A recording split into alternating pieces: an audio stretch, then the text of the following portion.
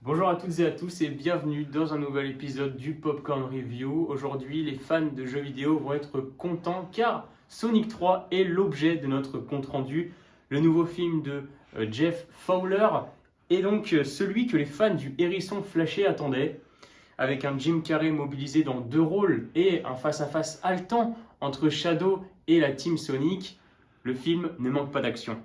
Alors je vous le rappelle, vous pouvez liker, partager, vous pouvez aussi bien sûr vous abonner et aussi donc bien sûr commenter car ça nous intéresse votre avis. On débriefe maintenant de ce film en compagnie d'Adam Boissino, fin connaisseur des 2 premiers opus. Le débat donc qui peut prendre place désormais avec Adam Boissino. Première question par rapport aux fans du film, par rapport à ce qui ressort de ce film. Quand on se place du point de vue des fans habituels, on sait que voilà, ce film n'a pas la même appréciation, on va dire, par rapport au large public et aux fans habituels. Oui, voilà, globalement, les fans seront satisfaits, je pense, parce qu'on a quand même une belle tripotée de références à l'univers de Sonic qui vont plaire.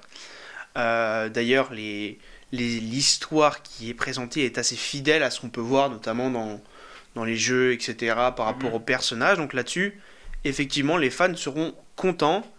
En revanche, ce ne sera pas le cas pour tous les spectateurs du film, je pense. Ok, d'accord. Donc est-ce que toi, tu penses qu'il y a vraiment une séparation comme ça qui se crée? Et du coup, par rapport à ce large public, pourquoi est-ce que ce film-là, il va pas forcément plaire à tout le monde? Eh bien, je pense déjà parce que il y a beaucoup de fanservice. On nous montre voilà, les personnages Peut-être phares. expliquer du coup ce que c'est. Oui, le fanservice, c'est globalement des décisions scénaristiques, globalement, destinées à faire plaisir aux fans. Je pense voilà, à l'immense base stellaire là, à la fin, qui provient notamment des jeux. On la voit plusieurs fois, je crois. Ça, notamment, voilà, ça fera plaisir aux fans. Ouais. Maintenant, les spectateurs, du coup, un peu lambda, peuvent être un peu perdus, je dirais, à certains moments, ne pas forcément comprendre certaines relations, même si c'est assez bien expliqué dans le film pour ce point. Mais voilà, on reste sur un film assez intense, ça reste beaucoup de l'action, et ça peut ne pas plaire à tout le monde, je pense. Globalement, les enfants aimeront, les parents peut-être moins, ça dépend de leur sensibilité. Exactement. S'ils sont déjà allés souvent voir des films d'animation ou s'ils ont un peu déjà des repères là-dessus. Parce que toi, du coup, voilà, t'as regardé vraiment tu connais un peu les 3 films. C'est vrai que voilà, si tu dois voilà, un peu les comparer, qu'est-ce qui pourrait un peu se dégager? Globalement, le 3e reste le meilleur. C'est vrai que j'en ai été voir que celui-là au cinéma, mais j'ai vu les 3. Et celui-là se dégage un peu du lot parce qu'il est un peu mieux, je trouve, quand même. D'accord. Même si voilà, ça reste pas du grand cinéma, mais c'est pas ce qu'on lui demande non plus. Ouais, c'est un cinéma divertissant, un cinéma voilà, fun, qui cherche à un peu nous mettre dans l'ambiance, qui est vraiment ce côté, voilà, je pense, qui insiste voilà, sur la vitesse, sur tous ces effets-là. Voilà, je suis d'accord. Et je pense d'ailleurs qu'il faudrait qu'on revienne sur les personnages, notamment, avec plus particulièrement les personnages de synthèse, Ouais, absolument. qui est globalement, je dirais, le plus gros challenge du film. Oui, tout à fait, parce que au final, voilà, quand on se met un peu à la place du réalisateur, c'est vrai que je trouve que le rendu est quand même tout à fait intéressant du point de vue de cette combinaison entre des acteurs réels et des acteurs, voilà, et des personnages, pardon, de synthèse. Donc ça, à l'écran en tout cas, ça rend très bien. Et puis voilà, moi je trouve que qui suis pas forcément un très grand fan, par exemple, de Sonic ou qui connaît pas beaucoup de choses sur son univers à lui, j'ai trouvé voilà, que ça permettait de rentrer aussi dans le film. Et les visuels voilà, sont modernisés et sont assez voilà, permettent cette immersion, j'ai envie de dire, dans le monde de Sonic. Voilà, je suis plutôt d'accord. Les personnages sont très bien animés. Là-dessus, c'est du très bon boulot, je trouve. Et après, au niveau des acteurs réels, je pense qu'il faut quand même revenir sur Jim Carrey, mine de rien, qui joue deux personnages dans ce film. Qui a cette mission, voilà, il a pris part à cette mission de réaliser deux rôles. Voilà, ça peut paraître un peu fou, un peu voilà, tiré par les cheveux de vouloir être représenté dans deux rôles dans un scénario. Après, bon, il faut dire que moi je trouve qu'il interprète mieux le rôle du scientifique à l'origine que celui du papy. C'est mon opinion, mais parce que je trouve que la façon de jouer qu'il a par rapport au grand-père sont peut-être parfois voilà, un peu surjoués dans l'émotion, mais au final c'est quand même un très bon travail réalisé par Jim Carrey qui est toujours aussi drôle, voilà, il y a des comiques de situation. C'est quand même un acteur qui sait aussi faire rire les enfants. Moi, je pense surtout à ça. C'est souvent le cas. Il arrive à être très naturel. Il est sans gêne. Et je trouve que dans ce film-là, en tout cas, il y a certes cette dualité de personnages qu'il a représenté. Mais voilà, je trouve qu'il fait du bon travail. Non, c'est vrai, c'est vrai. Particulièrement, comme tu l'as dit, sur le professeur Eggman, le premier du nom, qui reste, mine de rien, le personnage qui était déjà là dans les deux autres films. C'est aussi pour ça, je pense qu'il est un peu mieux développé que le papy qui vient de débarquer. Et c'est vrai qu'après, voilà, en parlant des divers aspects du film, on peut se dire là pour le moment, ok, le film est super, il a que des points positifs. Eh bien non, il faut quand même revenir sur les points, les faiblesses, hein, vraiment, de ce film-là. Disons que moi j'ai déjà trouvé il y a quand même des failles au niveau de l'écriture, du scénario, un scénario qui est peut-être un peu que tourné à l'action, où moi justement voilà j'étais un peu j'ai comme eu l'impression sur la première heure peut-être de voir un train passer et de pas rentrer dedans, voilà, cette impression de ne pas avoir été pris comme ça, peut-être aussi parce qu'il y a un récit qui est que tourné vers l'action. Je sais pas forcément ce que tu en as pensé. Oui, c'est vrai, alors ça plaît ou ça plaît pas, c'est vrai que c'est un sujet qui risque de diviser globalement, mais voilà, le film est vraiment action, action, action, dès le début, il y a du combat, Ouais. globalement on va assez rapidement vers d'autres affrontements, c'est vrai qu'il y a assez peu de temps mort, globalement ça peut plaire, mais ça va aussi déplaire, et ça c'est important à le souligner, mais voilà. De notre point de vue, c'est vrai que ça n'a pas entièrement convaincu, surtout Robinson. Oui, c'est ça, mais c'est encore une fois, voilà, faut savoir un peu se placer des deux côtés. Il y a les gens qui vont aller voir ce film parce qu'ils accompagnent, admettons, leurs enfants et qui vont essayer voilà, juste de passer un petit moment comme ça à regarder un film d'animation. En revanche, il y a vraiment un vrai public passionné de jeux vidéo, un public voilà, vraiment piqué par Sonic et tous ces personnages voilà, qu'on connaît, voilà, l'univers Sega, les voilà aussi on peut revenir à la DS. Enfin, il y a plein de choses comme ça de références en fait qui sont mises en avant dans un film comme ça et qui vraiment éveillent la curiosité des fans. Voilà. Mais tout le monde n'est pas fanatique de jeux vidéo. Ouais. Voilà.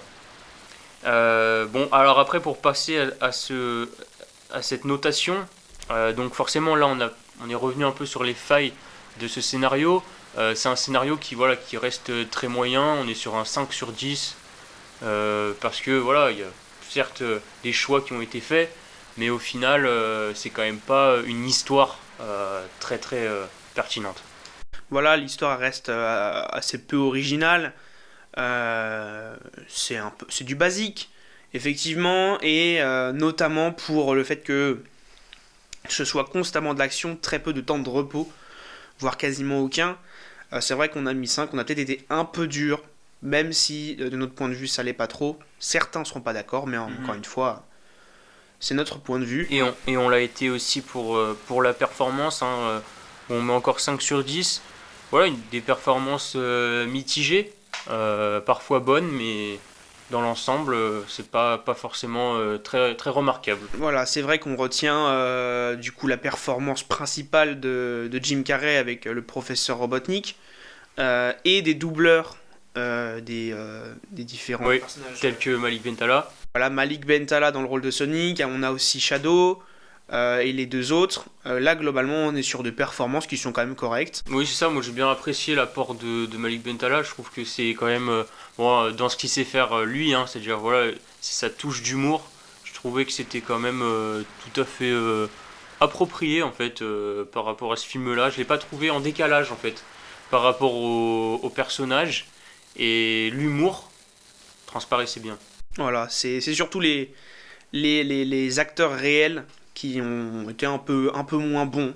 On a trouvé la plupart apportent des performances assez mauvaises, moyennes, mauvaises, ça dépend desquelles. Mais... Mais par contre, sur la catégorie personnage, forcément, là on est plutôt sur un 4 sur 10.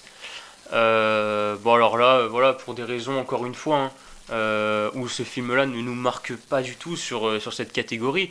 C'est pas du tout un film que l'on va retenir pour voilà, la cohérence de l'ensemble des personnages qui sont présents. Il y en a peut-être à débattre, des personnages qui sont peut-être en trop, des personnages à qui on accorde peut-être un peu trop aussi de temps d'écran. Je pense par exemple, moi, à la famille en fait. Je sais pas, encore une fois. C'est vrai que la famille, dans les autres, enfin surtout dans le premier, avait un rôle assez important et ça se comprenait. Là, Ça justifie moins. Alors ça justifie moins dans le sens où on les met à l'écran mais on comprend pas trop pourquoi. Ça aurait pu être justifié, mais dans ce cas, un développement un peu plus sur ces personnages. Là, moi, j'en ai pas vu, et c'est là-dessus un assez gros point négatif.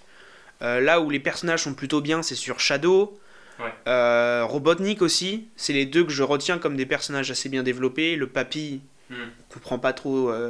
Voilà. Oui, c'est ça, c'est-à-dire que finalement, lui, il veut mettre un terme En fait, il veut mettre un terme à la vie sur Terre.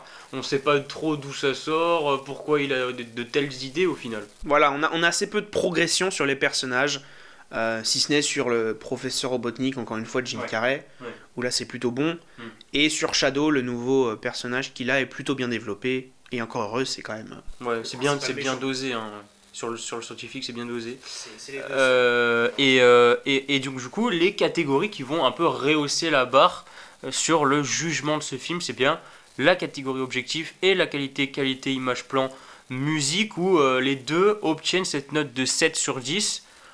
Là, je sais pas encore une fois, vraiment ce qui ressort, c'est très clairement cette capacité déjà à jongler entre les acteurs réels et les personnages de synthèse, et forcément le rendu assez, j'ai envie de dire, oui, entraînant, mais vraiment par le visuel.